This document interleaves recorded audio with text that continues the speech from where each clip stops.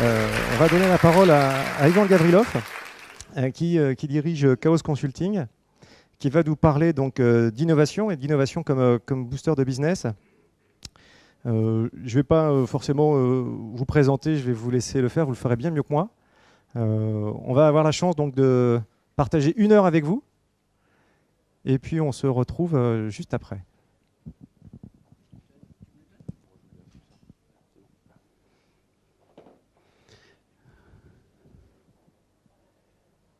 Non, je vais faire ensuite. Bonjour, bonjour à tout le monde. Je suis très honoré d'être là. Je suis arrivé tôt, j'ai vu fonctionner les tables rondes et effectivement, je souscris. Faire une synthèse en 12 minutes de 9 tables rondes, c'est un exploit. Je voudrais revenir juste sur le fait que la notoriété et l'image comptent. On n'y pense pas souvent parce qu'en France, on fait surtout de l'innovation technologique.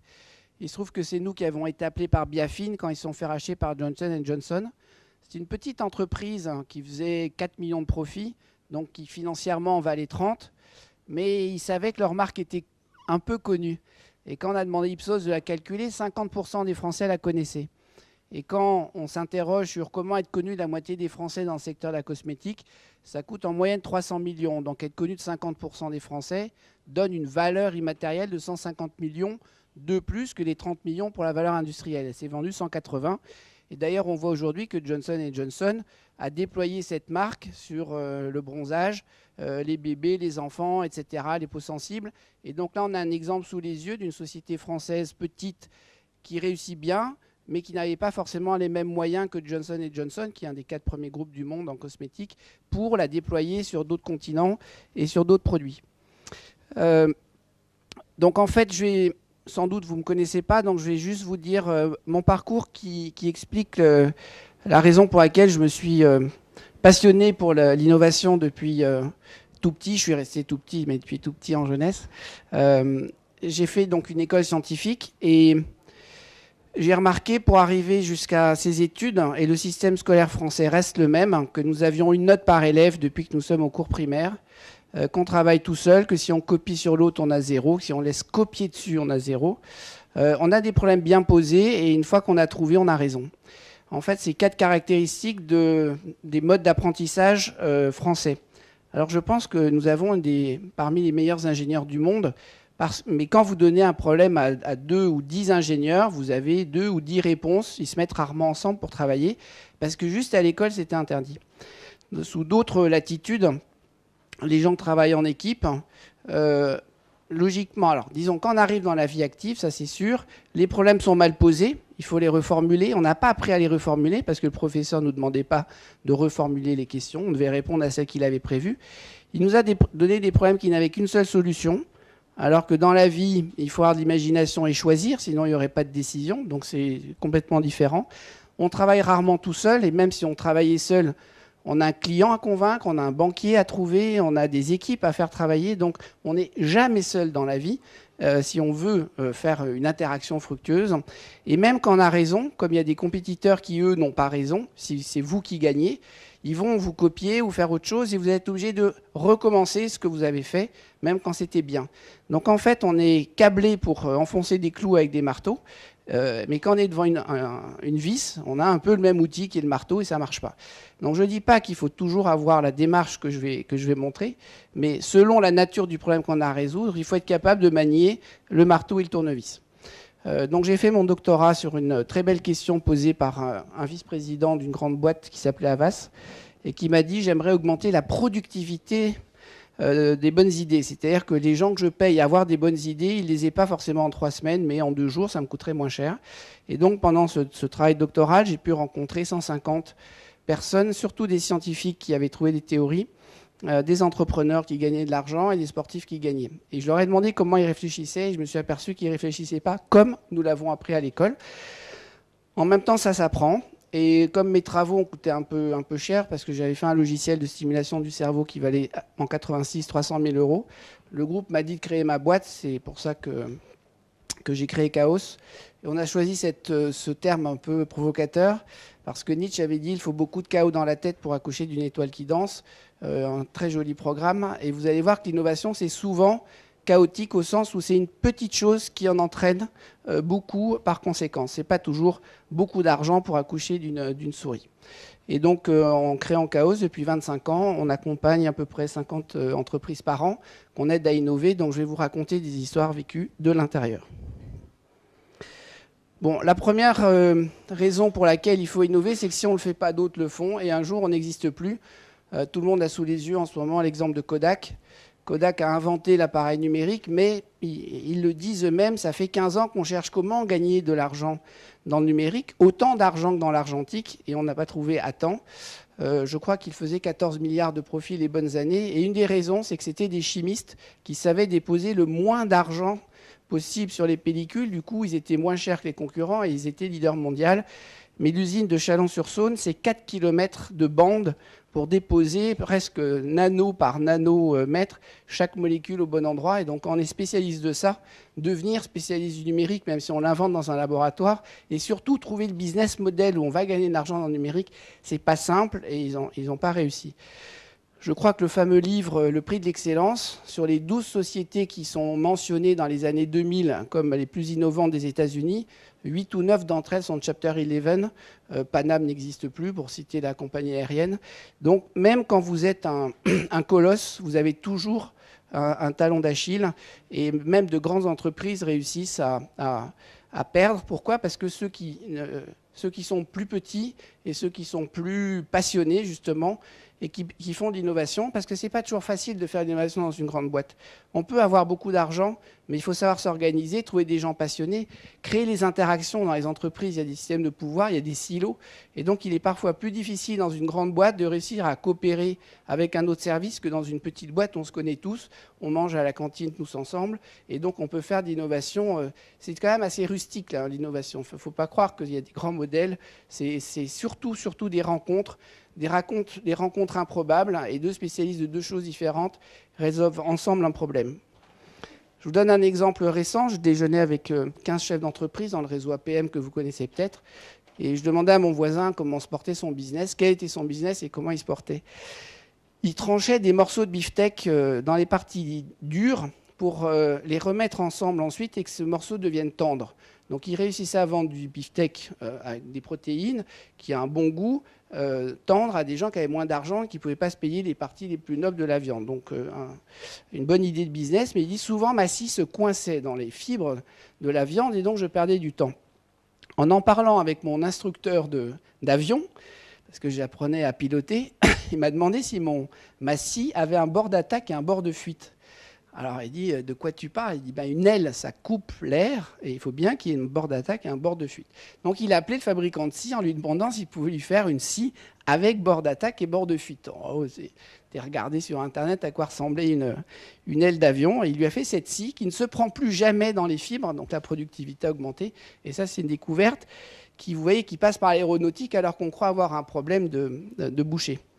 Quand j'ai raconté cette histoire à un directeur d'hôpital quelques semaines plus tard, il dit « Mais nous, on fait des prélèvements et on analyse des couches, on n'arrive pas à les couper aussi bien. Donnez-moi l'adresse du fabricant de scie. » Donc ça va se retrouver dans le business des hôpitaux, ce qui est assez amusant. Et c'est souvent comme ça que se fait l'innovation. Je ne sais pas si vous regardez les Jeux Olympiques, là, les récents d'athlétisme. Il y a quelqu'un du Congo, je crois, qui a lancé le javelot. Il a failli avoir la médaille de bronze et il a pris sur Internet avec YouTube parce qu'il n'y avait pas de professeur de javelot dans son pays.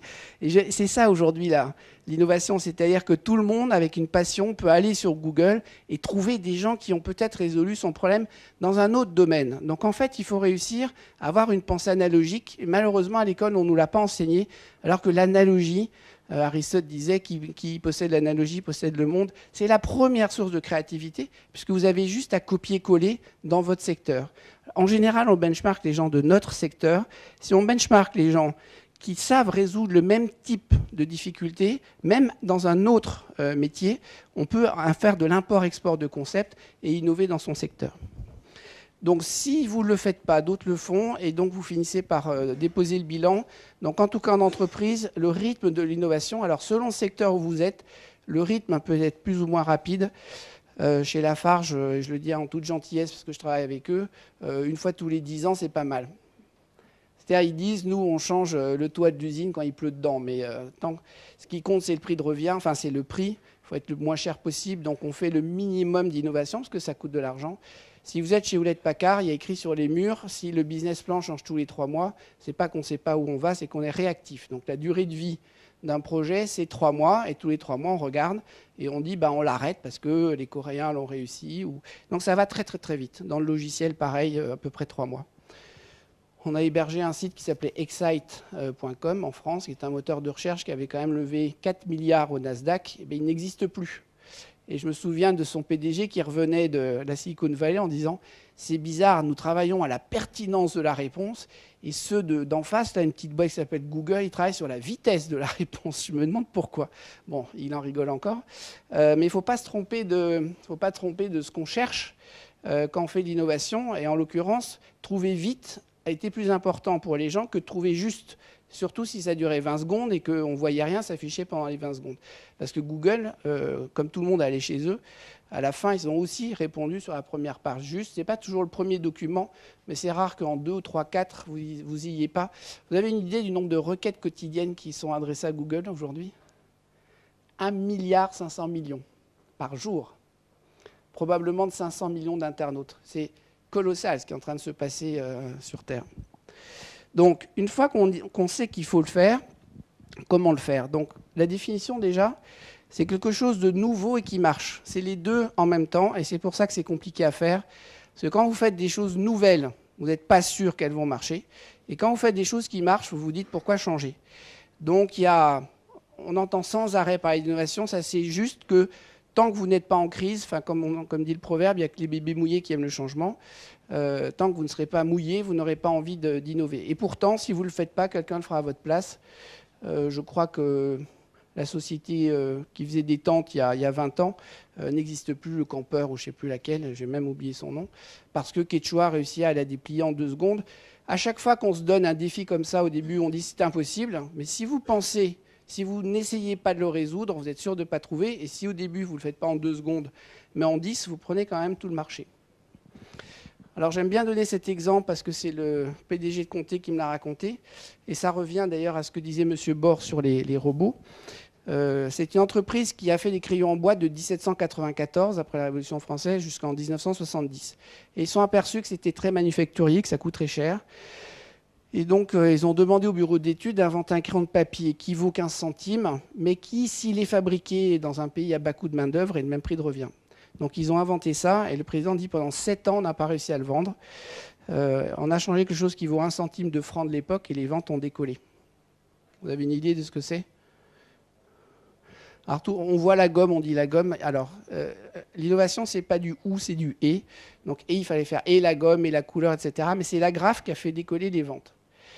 Et ce qui s'est passé, donc lui, il dit, là, en général, on a cette idée, nous, en 7 secondes. Eux l'ont eu en 7 ans, donc la question est pourquoi ?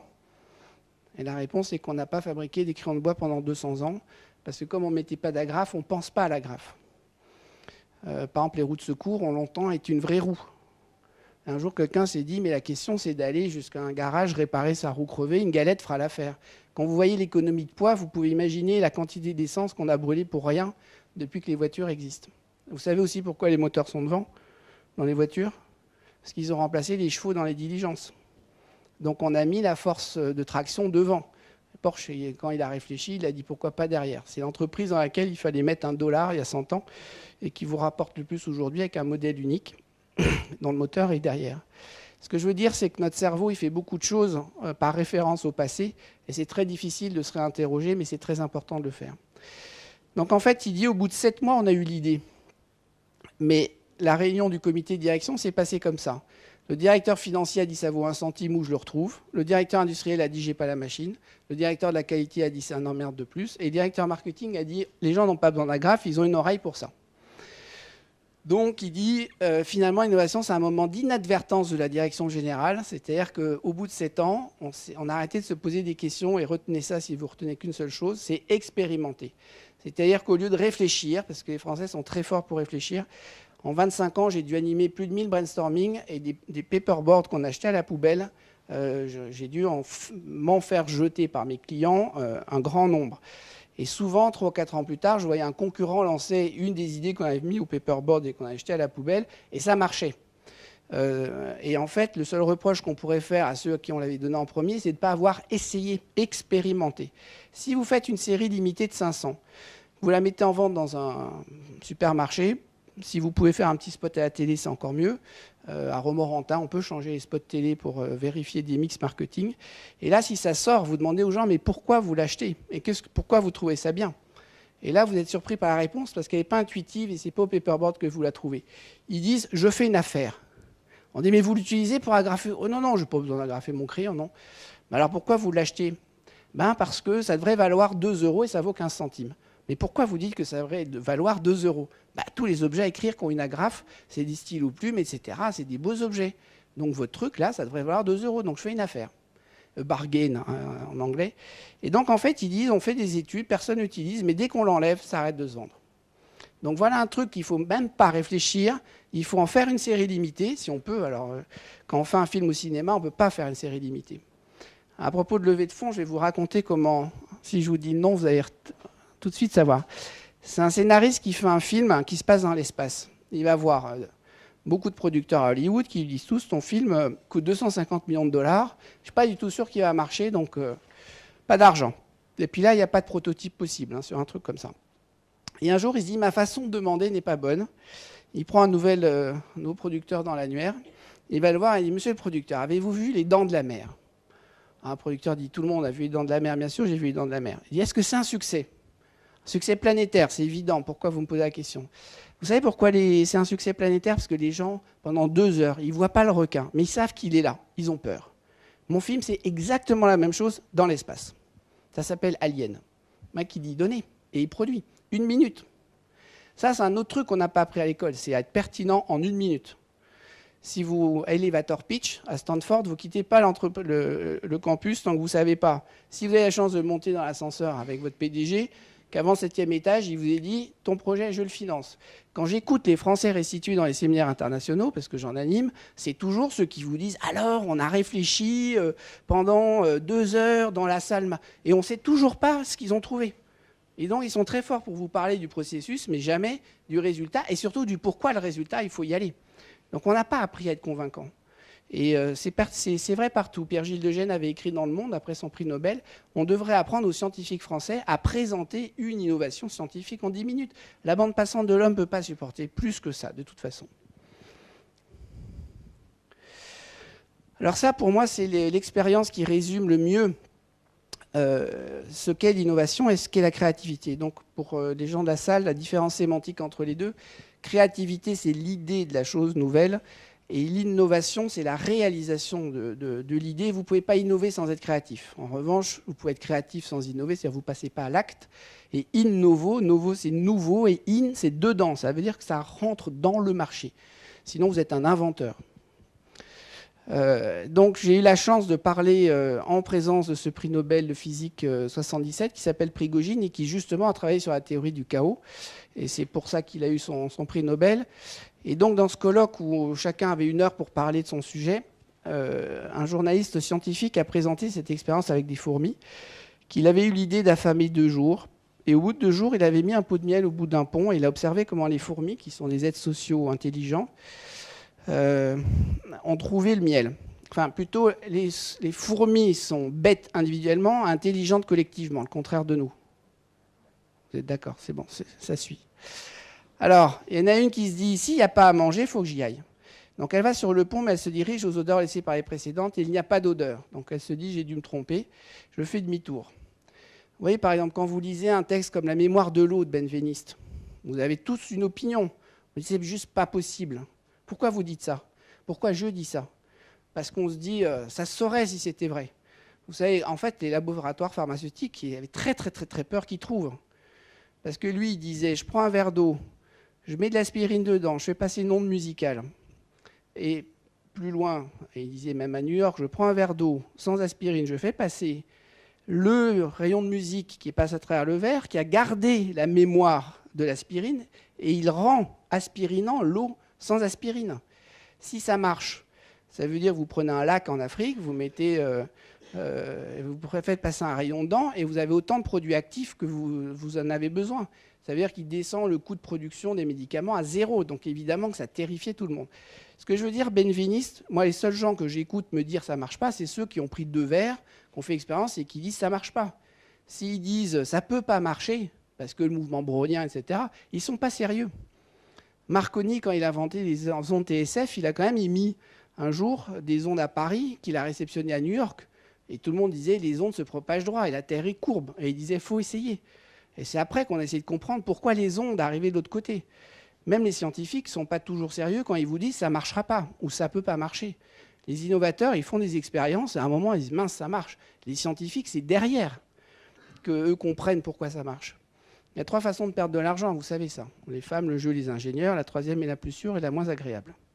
C'est de Teuf dans Barenton Confiseur. Et je vous encourage à le lire. Il est encore publié. Il fait au moins 30 000 exemplaires par an depuis 100 ans. Et ça n'a pas pris une ride. C'est incroyable. C'est génial. Donc, ce qui est intéressant de la part de cette fourmi, c'est qu'elle a déposé des phéromones sur le pont. C'est-à-dire, en gros, c'est comme si vous preniez la parole. C'est ce qu'a fait benveniste. Je crois que la mémoire de l'eau, c'est possible. Donc, il dépose des traces sur un pont. Évidemment, le pot de miel, c'est de faire des médicaments pas chers. Et tout le monde lui tombe dessus. Mais si vous avez déposé des phéromones, quelqu'un d'autre peut suivre une piste, aller un peu plus loin et revenir. Et c'est ce qui se passe par itération successive. Et là, vous voyez ce qui est aussi le mouvement de notre esprit. C'est-à-dire que quand j'ai le cerveau humain, malheureusement, peut-être moins dans d'autres cultures, il est binaire. C'est-à-dire qu'on se dit c'est blanc ou c'est noir, j'ai raté mon train ou j'ai eu mon train, le film était bon ou mauvais, elle a dit oui ou non quand je l'ai invité à dîner, enfin bref, on est un peu comme ça. Donc vous avez des aires cérébrales qui produisent des idées et vous avez des aires cérébrales qui évaluent les idées. Elle peut être non éthique, elle peut être trop coûteuse, elle peut être pas fonctionner sur le plan industriel. Donc en fait, dès qu'une partie de votre cerveau produit une idée, une autre partie du cerveau l'analyse. C'est un peu comme si vous disiez tiens, ici on essayait, et quelqu'un d'autre à l'intérieur de vous dit bah non. Alors ce qui se passe à l'intérieur de notre cerveau, c'est ce qui se passe dans une réunion de travail classique, c'est-à-dire quelqu'un dit tiens, pourquoi pas ça, et l'autre lui répond bah c'est trop cher, ou ça va intéresser personne, etc., etc. Donc nos interactions, parce que nous n'avons pas appris à l'école, elles sont en général destructives plutôt que constructives. C'est très difficile de réussir à avoir un dialogue, alors sauf avec un vrai ami, sans qu'à un moment donné on se dise bon ok, je reste là, je fais comme hier. Et toute cette matière intermédiaire, et la quantité de matière intermédiaire qui n'est ni vrai ni faux, parce que c'est toujours pas du miel quand j'ai dit ça. C'est une idée, mais c'est pas encore du miel. Et souvent, les Français, ils défendent leurs idées. Il y a les bonnes, mon idée, mais ils n'acceptent pas forcément que quelqu'un dise « Ah, attends, elle m'en donne une autre et qu'on aille plus loin ». Or, en général, un business plan, je ne sais pas si vous avez ceux qui ont créé des startups, entre l'idée initiale et ce qu'il y a sur le marché, il s'en est passé des itérations. Et souvent, vous avez modifié votre stratégie initiale et c'est parce que vous êtes intelligent que vous le faites. Donc, notre cerveau, il faut le discipliner à ce que quand il produise des idées, il ne les évalue pas. Et quand on travaille en collectif, il faut donner un temps à la production d'idées et un temps à l'analyse des idées. Parce que si vous allez loin, quand vous allez analyser, vous allez voir que c'est du béton. Et le chiffre qui est là, c'est 97 sur 100. C'est-à-dire Thomas Edison lui-même, qui a déposé plus de 1000 brevets dans sa vie, c'est le recordman de l'humanité, dont l'ampoule électrique et le phonogramme, qu'il a pas mal pompé à d'autres, il faut dire aussi. Il avait 40 interlocuteurs sur Terre qui disaient, parce que le phonogramme a été inventé à Montmartre, et quelqu'un lui a téléphoné, et il s'est déplacé, il a dit oui, ça pourrait servir, c'est ça qui est intéressant aussi. Il pensait que ça servirait à authentifier les testaments. Donc il a inventé le phonogramme pour que les gens puissent laisser un testament avec leur vraie voix et qu'on dise c'est le vrai testament. Vous voyez qu'il s'est quand même pas mal trompé aussi, mais si vous lisez ses mémoires, la première phrase, c'est « Je me suis réveillé avec des pellicules sur les épaules. Peut-être que j'ai lu un mauvais livre hier soir. » Et oui, c'est pas possible que le plus intelligent des inventeurs dise des bêtises pareilles. Et il continue en disant « J'aurai 97 idées stupides comme ça, mais je trouverai pourquoi j'ai des pellicules. » Et il ne s'embarrassait pas, il déposait des phéromones sur le pont. Alors pourquoi c'est chaotique? Parce que vous progressez d'epsilon en epsilon, et puis à un moment donné, c'est ce dernier petit epsilon qui vous fait passer à Eureka, qui est le cri d'Archimède que vous connaissez bien. Et vous savez pourquoi il a crié Eureka? En général, on répond parce qu'il a trouvé la formule d'Archimède. Ce n'est pas vrai du tout. En fait, un roi avait commandé une couronne en or Et il voulait savoir si l'artiste n'avait pas mis du laiton avec de l'or autour. Et donc il dit, Archimède, t'es malin, je te donne, essaye de savoir si ma couronne sans la découper est en laiton ou est en or.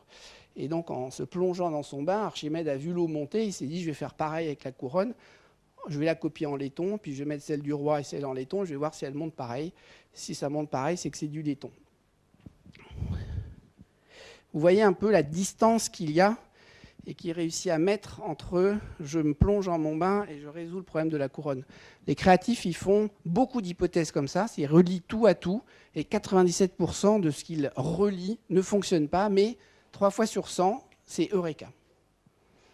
C'est vraiment un chiffre, pour avoir animé 1000 brainstorming, c'est exactement la proportion qu'on obtient toujours.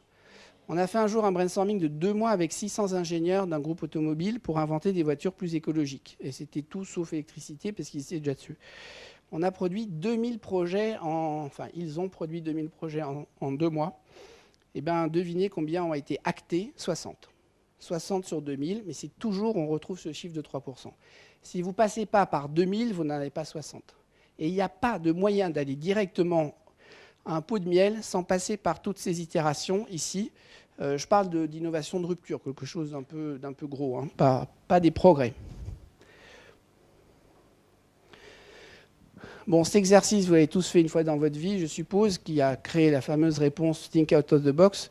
Si on doit passer sur les 9 croix en 4 traits droits sans lever le crayon, c'est horriblement difficile parce qu'on trouve toujours 5.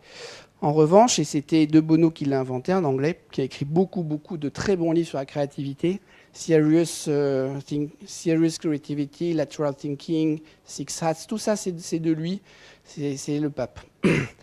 Et donc lui il dit, regardez, votre cerveau il ne voit pas de croix ici et il ne voit pas de croix ici. Ce n'est pas dans ses connaissances.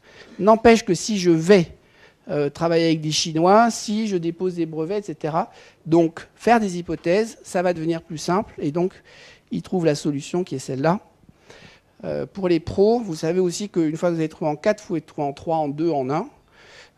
Alors en 1, pas avec cet écran-là, parce qu'il faut découper les croix et les aligner, mais sur un papier, ça marche. Et en 3, il y a une très jolie solution qui consiste à passer sur le côté des croix au centre de celle-là et sur le côté de celle-là. Et là, tout le monde vous dit qu'on triche, alors que ce n'est pas de la triche. On dit passez sur les croix, mais votre cerveau, là, il voit normalement 9 points. Parce que pour faire des points, il a fait des croix, et donc quand il voit une croix, il voit un point. Ce qui est la grande limite du cerveau, c'est qu'il a plein de croyances, il a plein d'a priori construits sur son expérience, et les neurones marchent dans les deux sens, alors qu'en fait, ils devraient marcher que dans un sens. Il ne m'a pas offert de rose, il ne m'aime pas. Ça vous est déjà arrivé, ça? Non? Ça ne marche pas, c'est faux, mais tout le monde raisonne comme ça. Donc pour simplifier la théorie de l'innovation, j'ai essayé de résumer ce qu'est une entreprise en 9 croix. Donc des hommes et des femmes que je rassemble pour transformer des matières premières en produits que j'adresse à des clients sous une certaine marque. J'ai des concurrents, un certain environnement socio-économique, des règles de gestion, la stratégie consistant à rendre l'ensemble cohérent. Donc comme c'était un peu trop simple, j'ai mis des vraies croix, c'est-à-dire les hommes. Comment je les recrute? Vous connaissez Luc Doublé, par exemple, à Lille? Luc est PDG, leader mondial de 2 activités, les barrières de sécurité qu'on voit le long du Tour de France, et aussi les drapeaux. Et en fait, dans les choses originales qu'il raconte, il dit qu'à chaque entretien d'embauche, il demande à un moment donné, et maintenant, faites-moi rire. Donc il y a ceux qui se lèvent et qui se tirent, donc tant mieux qu'ils ne soient pas chez moi. Puis il y a ceux qui essayent, qui arrivent pas trop, donc ça c'est embêtant, moi, même s'il y a d'autres qualités. Mais si ça me fait rire et qu'en plus il y a de la compétence technique, c'est génial. Alors les gens disent, si vous n'êtes pas sérieux, il dit, oulala, on est 250, on se marre toute la journée. Et il dit, pour faire rire quelqu'un d'autre, il faut avoir 2 qualités. Il faut être astucieux, puis il faut être capable de se centrer sur l'autre. 2 qualités dont j'ai besoin chez tous mes collaborateurs. Ils ne sont pas égoïstes. Ils pensent aux autres et ils sont astucieux. Et on rigole toute la journée. Où est le problème? Vous voyez, c'est pas... Edison, il avait inventé le test de recrutement aussi. Le premier qui a passé des tests, c'était Edison. Et on lui disait, tu n'as pas le droit, éthiquement, de faire passer des tests. Alors, après, tu testes quoi? Il dit, la mémoire, la culture. Vous dites, mais à quoi ça sert pour inventer? Il dit, oh, fondamental. Parce que maintenant, je vais leur apprendre à mélanger leurs connaissances. Mais s'ils n'ont pas de connaissances, qu'est-ce qu'ils peuvent inventer? Donc il prenait des gens très cultivés, et après il leur apprenait à mélanger les choux et les carottes. Et effectivement, une fois qu'on s'est habitué à mélanger les choux et les carottes, ça marche très bien. Donc, comment je les recrute, mes fournisseurs? Alors, mes matières premières, c'est comment je fabrique, qui sont mes fournisseurs, comment je produis, mon produit qui est à part de R&D, de design, les fonctions de rapport qualité-prix, la vitesse à laquelle je peux lancer de nouveaux produits, comment je distribue, etc., etc. Faites ce qui est pertinent dans votre activité, mais essayez de mettre tous les points, sans exception, de ce qui peut avoir un effet de levier sur votre business. Et ce que font tous les gens qui innovent, c'est qu'ils prennent un de ces points-là et le modifient complètement. Si c'est le prix, par exemple, ils le multiplient par 4, puis on verra ce que ça donne. Il n'y a pas beaucoup de gens qui font ça. Aston Martin a fait ça quand ils avaient marre d'être comparés avec Jaguar. Et donc, c'est devenu une autre marque qui fait autre chose que des Jaguars. Donc après, il faut rendre le tout cohérent. Si on est 4 fois plus cher, il faut que ça soit, entre guillemets, 4 fois mieux. On peut changer le circuit de distribution, on peut changer le design d'un produit. Je connais le leader français des disques durs. Il a juste demandé à Stark de lui dessiner des disques durs.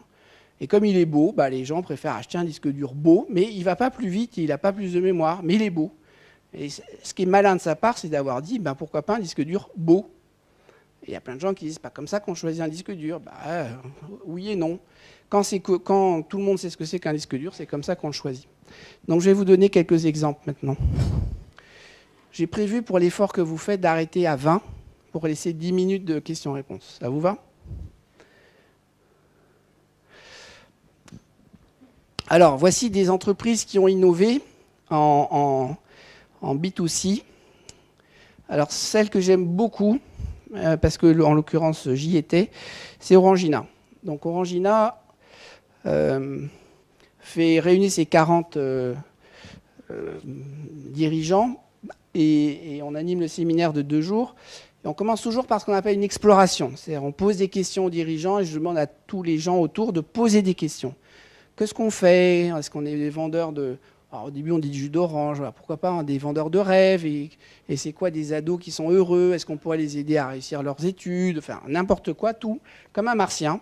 Mais ça nous permet d'identifier des leviers sur lesquels on peut peut-être agir. Un des leviers qu'on a trouvé là, c'est de dire au président, pourquoi n'essaies-tu pas d'être une marque B2B? C'est-à-dire de vendre à d'autres entreprises plutôt que de vendre au consommateur final. Et donc, il disait, oui, en rigolant, allez chez McDo, par exemple. Et oui, pourquoi pas aller chez McDo? McDo est américain, ils ont un deal mondial avec Coca, Coca possède Fanta, et Fanta est confondu avec de l'Orangina en blind test. Blind test, ça veut dire j'ai les yeux bandés et je teste. Les fumeurs confondent du vin rouge et du vin blanc en blind test. Et 10% des boîtes de Canigou sont consommées par des hommes parce qu'il est assez bon pour être confondu avec du pâté. Oui, mais du coup, les fabricants de Canigou sont obligés de mettre des normes très élevées de qualité pour ces 10% de consommateurs qui peuvent pas... En blind test, vous confondez du pâté avec du Canigou. Non, c'est juste pour vous habituer un peu à vous réveiller. Voilà. On dit, OK, on va faire un sous-groupe sur comment rentrer chez McDo. Il dit, si vous avez envie de perdre votre temps, allez-y. Bon. Donc, on réfléchit, on se dit... Par analogie, comment obtenir un oui? Quand vous voulez obtenir un oui, c'est la stratégie des petits pas, vous demandez un petit truc. Donc on s'est dit, on ne va pas aller voir le directeur de McDo France, on va aller voir le propriétaire d'un magasin et si possible un copain. On va dire, est-ce que tu veux bien pendant une semaine essayer Orangina Place de Fanta pour voir? Et donc ce copain accepte. À la fin de la semaine, il dit, non seulement j'en vends plus que de Fanta, mais j'en vends même plus que de Coca-Cola. Donc on lui dit, est-ce que tu veux bien, c'est une deuxième semaine, tu as 3 magasins, sans le dire à personne, d'accord? Puis après on dit, est-ce que tu as un copain qui possède 1 ou 2 McDo chez qui on pourrait essayer pour vérifier ce truc incroyable qui est Combat Coca? Et donc, quand on a eu toute la région PACA, ça a pris 3 mois, là on a pris un billet pour Paris, on a vu le président de McDo, et là aussi ça ne s'intuite pas si vous ne le faites pas. Et monsieur, on aimerait que vous mettiez Orangina à Place de Fanta. Vous n'y pensez pas, d'ailleurs j'ai un contrat avec Coca, c'est impossible, puis de toute façon ça ne marcherait pas. Sur la région PACA, on bat Coca. Et là il dit, vous avez fait ça sans me le dire, on ne voulait pas vous embêter sans vous donner des chiffres. Donc oui, on l'a fait dans la région PACA, on bat Coca. Et là il réfléchit, il dit, c'est génial, parce que je vais pouvoir retrouver du pouvoir dans ma négociation avec Coca-Cola. Je vais leur dire Fanta, je peux m'en passer, d'ailleurs, je vais m'en passer. Et comme ça, quand ils reviendront mettre Fanta, j'aurai une meilleure négo. Ça, vous ne l'intuitez pas si vous ne faites pas le cas réel. Et donc, le PDG France a pris cette décision. Et là, ce qui s'est passé, c'est que Orangina s'est plus vendu que Coca-Cola en France, pays du G7. Et les gens d'Atlanta, ils se sont dit, le jus d'orange qu'on essaye de faire, qui s'appelle Minute Maid et qui ne marche pas, il existe sur Terre, c'est Orangina. Et ils ont regardé Pernod Ricard, avec des alcools sauf ça, ils ont appelé, on dit, est-ce que 600 millions de dollars, ça vous va pour nous laisser ce petit jus d'orange qu'on va vendre sur 5 continents? Tout le monde était content. Il y a juste Bruxelles qui a dit, ça ne marche pas, consolidation, mais vous voyez comment, petit pas par petit pas, on est arrivé à un gros résultat. Et ce n'est pas très coûteux, hein, tout ça. On n'a pas construit une usine pour réussir ça.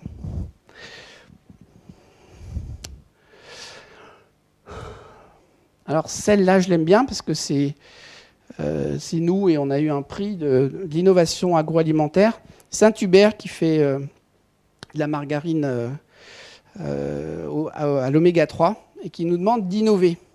Ce qui est amusant dans cette histoire, c'est que c'était il y a 4 ans. On a dû mettre 40 projets, soumettre 40 projets. Il y en a un qui a été retenu, c'est 5 céréales, qui marchent très bien, et 39 qui n'ont pas été utilisés. Et ils nous ont rappelé, et pendant qu'ils nous rappelaient cette année, ils ont été rachetés par un fonds de pension.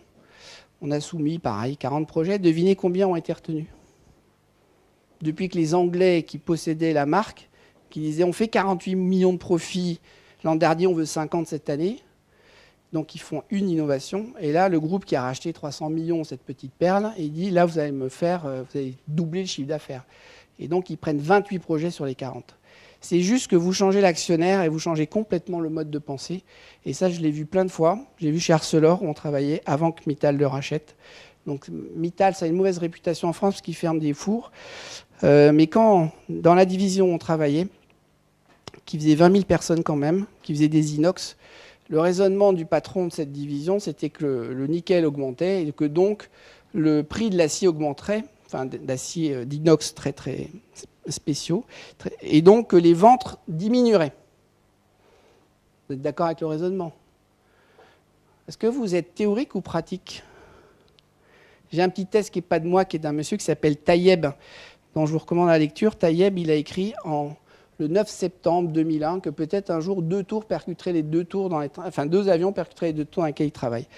Et dans le suivant, qui s'appelle Le signe noir, il y a une note de bas de page où il dit « Je tremble à l'idée qu'un jour, on s'aperçoive que les actifs de Fannie West de 550 milliards ne valent rien.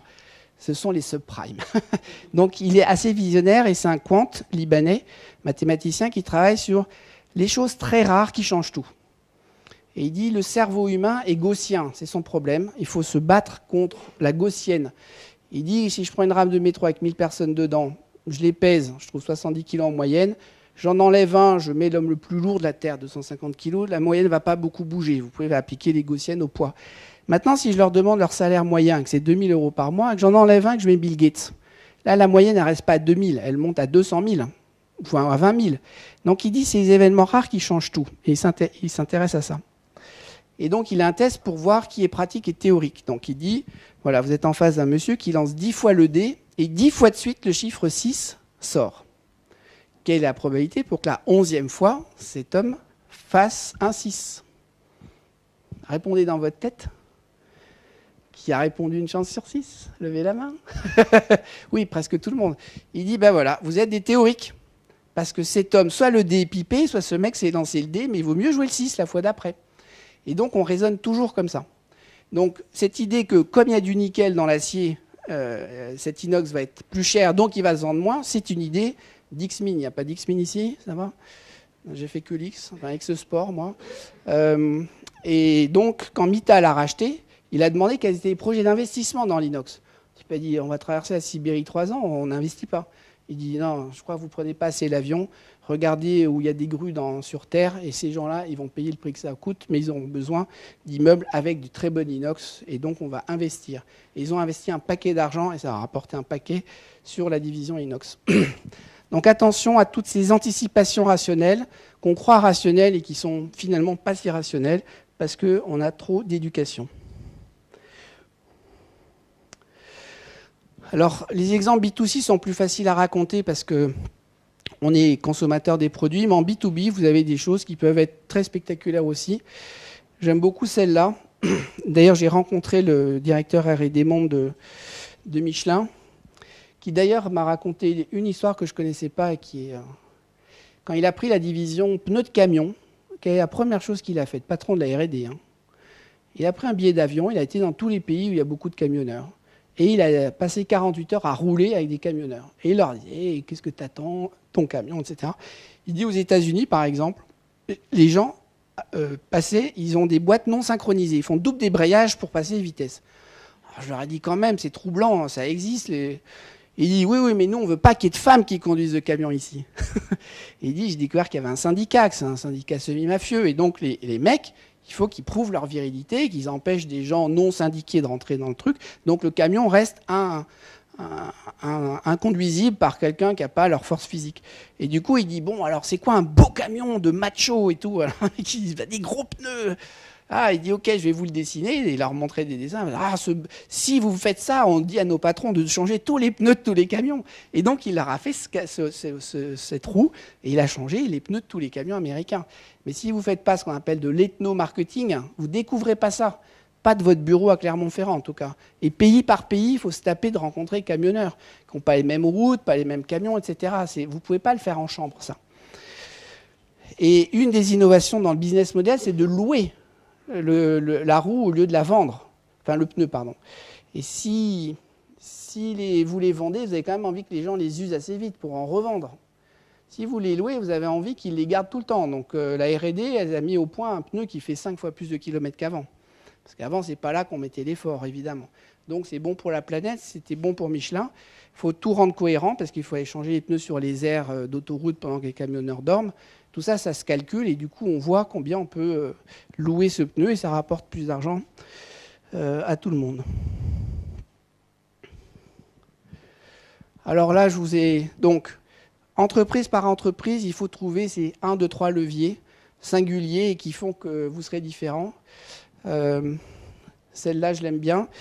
Donc, on est chez leader mondial du pet food, pour de vrai, c'était à Orléans d'ailleurs, Unisabi, qui appartient au groupe Mars.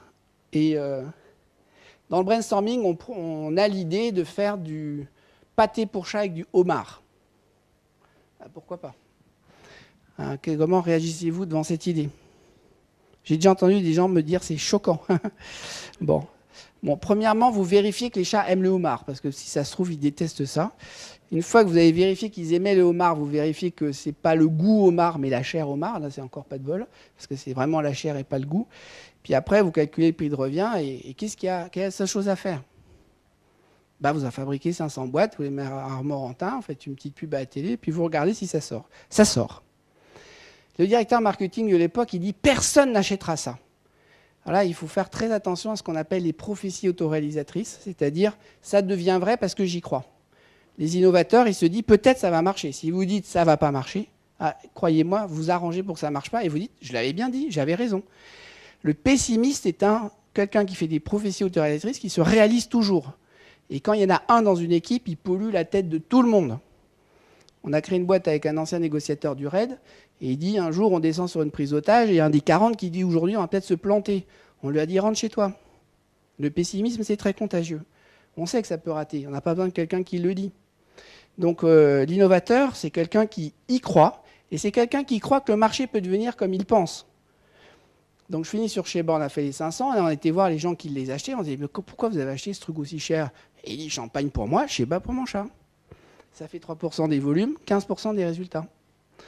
Hayek, quand il reprend Swatch, il dit faites-moi une montre que les gens ont envie de changer tous les ans.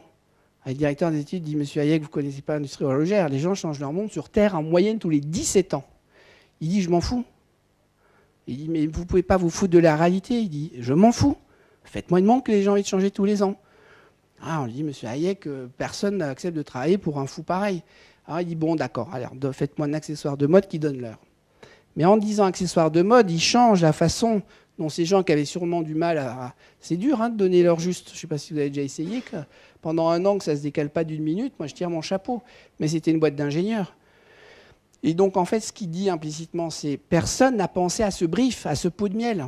L'innovateur, la première chose qu'il fait, c'est que derrière quoi je cours.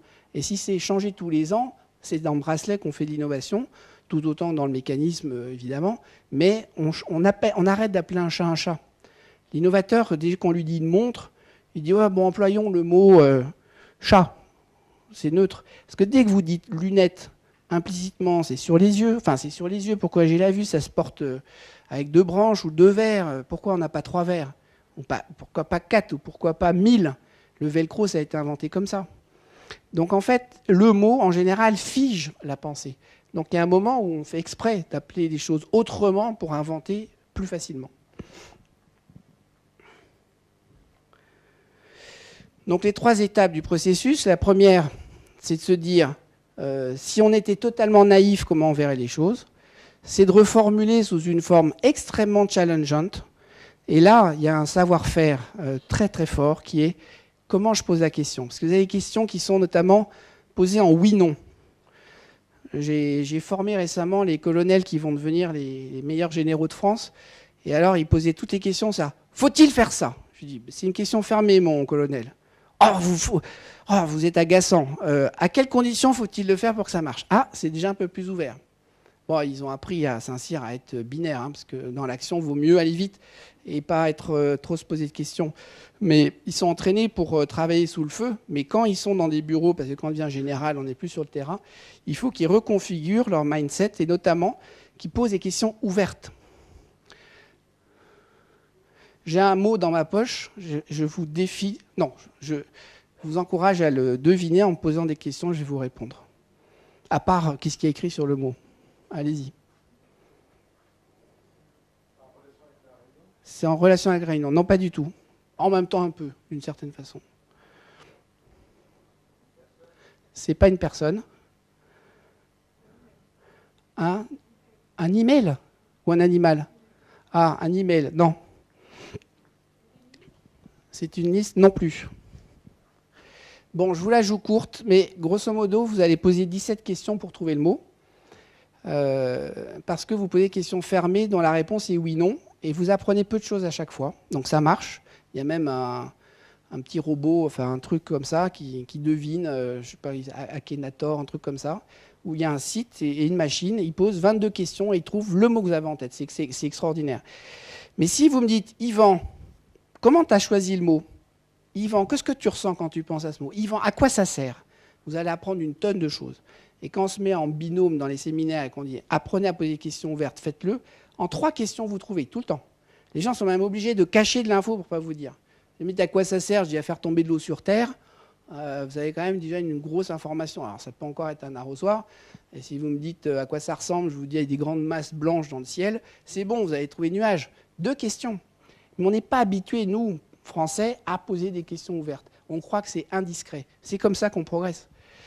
Donc ça, c'est une étape extrêmement importante. Einstein lui-même, je ne savais pas, disait « Si j'ai 1 heure pour résoudre une question, j'en passe 55 à la reformuler ».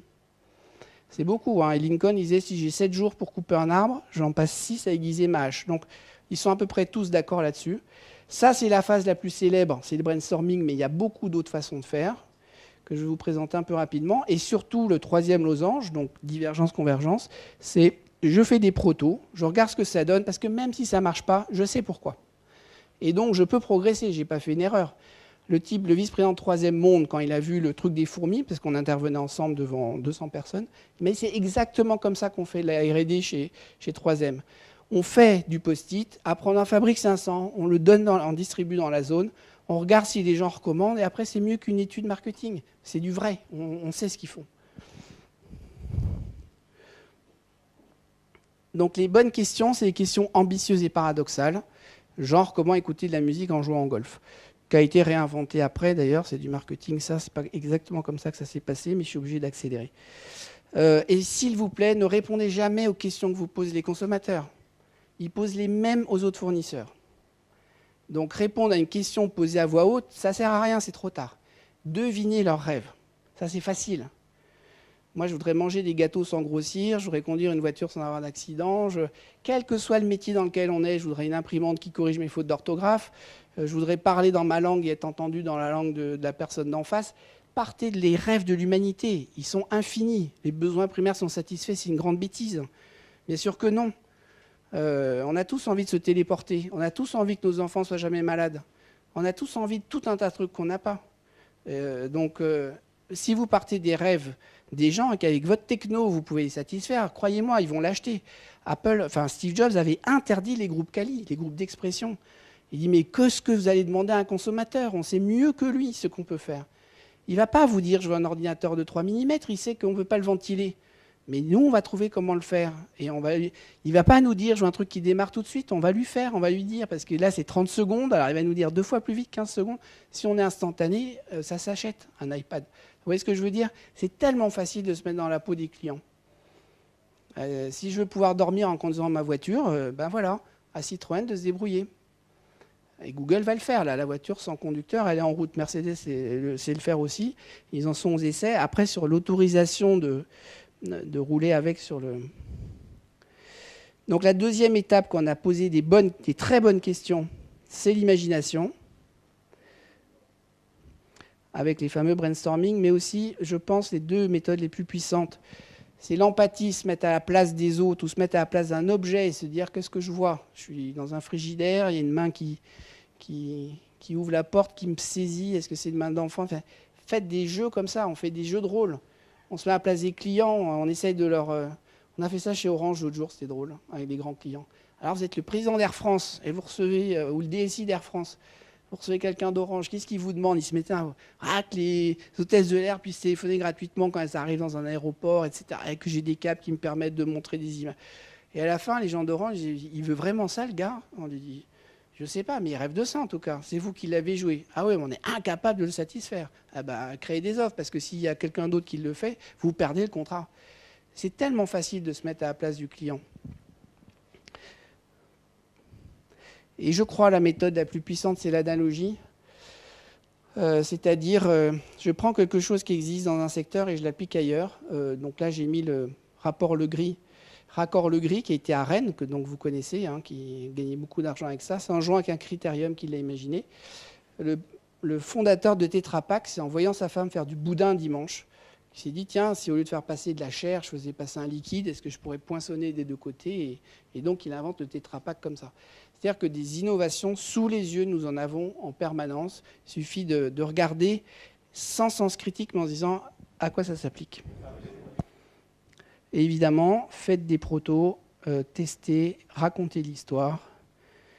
Et je vais finir par une opening joke, bien sûr. C'est de l'innovation dans la traduction. Donc c'est un président américain qui arrive au Japon, qui donne une conférence devant 2000 personnes. Il fait une blague introductive de 2 minutes. Le traducteur japonais réfléchit, dit un mot, les 2000 personnes rient. Et après, il traduit pendant 1 heure. Et quand le président américain rentre dans les vestiaires, il appelle le traducteur. Il dit une blague de 2 minutes traduite en 1 mot. Tout le monde rit. Comment vous avez fait? Il dit, je leur ai dit, riez. Voilà. Je vous remercie.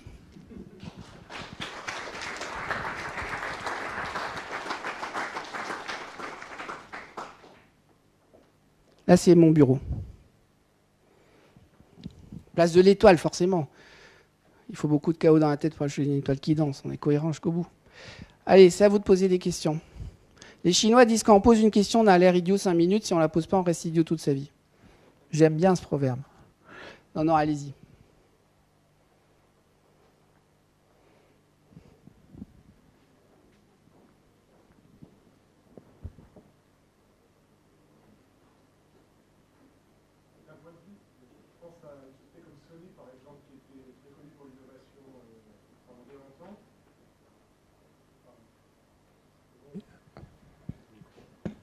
Ça marche, oui. Dans l'innovation, là, on voit des cas sur un coup, voire 2 coups. Il y a aussi des cas d'entreprises, justement, qui étaient très performantes en innovation. Et en fait, on voit qu'il y a des positionnements stratégiques d'autres entreprises qui, en fait, attendent l'innovation et passent derrière. Apple, Samsung, par exemple, etc. Comment on peut contrer ça? Ou est-ce que c'est vraiment la bonne stratégie d'innovation en permanence? Alors, j'ai un client qui m'a expliqué pourquoi il n'innovait pas. Donc, je vais quand même dire son nom, c'est Safran. Safran, vu de l'extérieur, est une entreprise assez innovante. Eux, ils disent, ça nous coûterait trop cher, sur trop de produits, de maintenir le niveau de R&D nécessaire pour créer l'innovation. Ça nous coûterait entre 3 et 7% selon. Donc, on se met en veille, notamment des masses critiques des nouveaux produits. Par exemple, le fax, quand vous en achetez un tout seul, vous envoyez à qui un fax?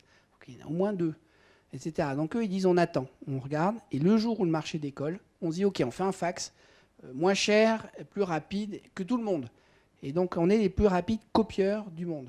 Et donc, on est toujours deuxième. Les téléphones portables, pareil, etc. etc. Donc, et là, ils le justifient par l'économie qu'ils font. J'avais vu le groupe LVMH, je crois, racheter Pacific, 200 millions d'euros. Et j'avais demandé au président, je connaissais bien, pas d'LVMH, mais de la branche spiritueux, pourquoi il y avait Pastis 51, etc. Ricard. Pourquoi c'est pas vous qui l'avez créé? Ça vous coûte cher, 200 millions. Il me dit, Yvan, on a 200 projets comme ça par an, même si on met 1 million sur chaque, pour savoir lequel va réussir. On a dépensé 200 millions. Alors, on a des indicateurs, on regarde des startups qui créent un truc dans notre domaine, et quand elles ont dépassé une certaine taille critique, on se dit, OK, lui, il a compris, il a réussi, hop, on le rachète. Ça ne nous coûte pas plus cher. C'est un peu décevant pour des gens comme nous qui aimons les créations, mais d'un point de vue... là, j'avais mis j'ai été cofondateur de Nickel, première marque de soins pour Rome. C'est un ancien L'Oréal qui disait, les gars, on traite 3 milliards de gens, on oublie 3 milliards. Et L'Oréal disait, jamais un mec se foutra de la crème sur la tronche. Il disait, bah, oui ou non. Lui, il a dit oui. Donc, on lui a dit, bah, casse-toi, fais-le chez toi. La petite justification, c'est qu'à l'époque, L'Oréal disait, on n'a que des marques pour femmes et on ne voit pas des hommes s'appliquer des crèmes de nom de femmes. Enfin, ce qui se défendait. Et en fait, une fois que l'année où il a publié un résultat qui a dépassé quelques millions d'euros de chiffre d'affaires, il a eu 4 offres la même semaine. Shiseido, L'Oréal, Estée Lauder, et voilà. C'est-à-dire que tous les financiers le regardaient, et soit ils décollaient pas, et ils avaient fait l'économie de ça, soit ils décollaient, et ils ont fait un petit chèque de 8 millions. Pour eux, c'est pas grand-chose. Au fond, il a dû bosser 7 ou 8 ans sans se payer. Qu'est-ce que ça vaut s'il avait été en interne? Donc, j'aime pas, mais je vois que ça marche.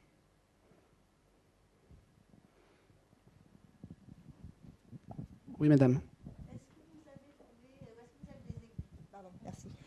Est-ce que vous avez des exemples d'entreprises importantes qui ont pu faire des innovations de rupture à plusieurs reprises, plusieurs fois?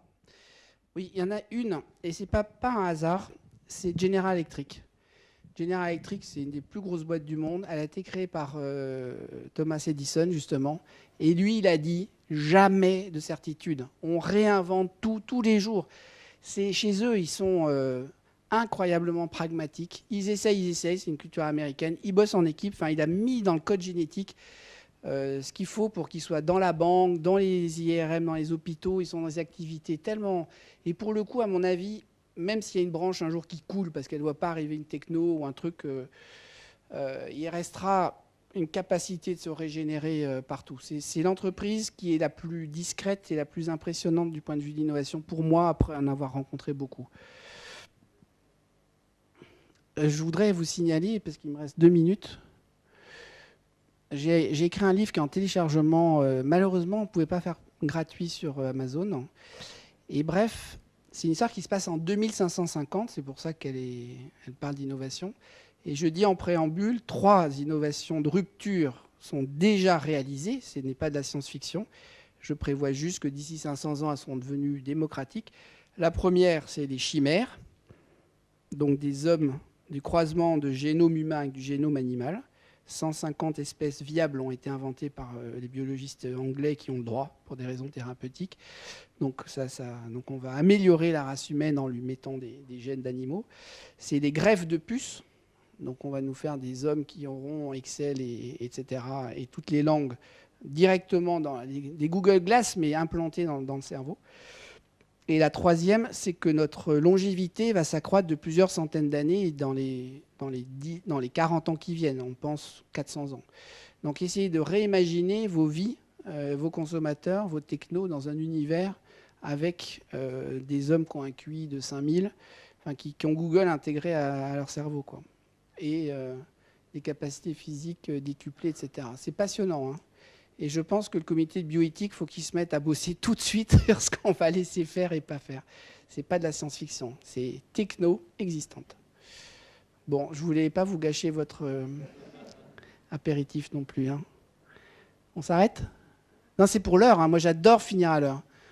Comme disait Coluche, m'applaudissez... Non, c'est pas Coluche. M'applaudissez pas 2 fois, je suis payé la même chose, je reviens pas. C'est bon? Merci infiniment. Des proches, c'était des proches.